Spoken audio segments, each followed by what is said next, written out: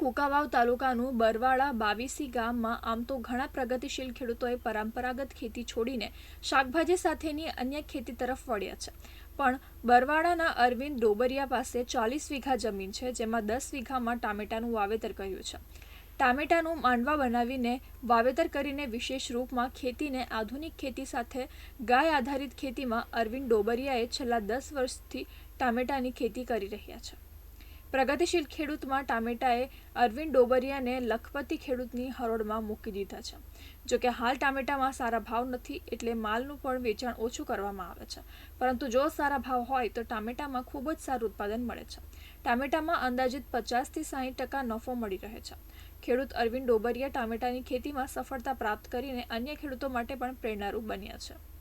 60 થી 70 હજાર જે આસપાસ વેચાણ થયેલું છે અને વીઘે ખર્ચ 25 થી 30 હજાર આજુબાજુનો ખર્ચ થાય છે. અત્યારે માલ પુષ્કળ છે, પણ માર્કેટ ન હોવાને કારણે એમને માલ ઉતારતા નથી. અને બાકી છતાંય એ લેવલે છે તોય 40 થી 45 હજારનો અમને ચોખ્ખો નેટ નફો વીઘે છે.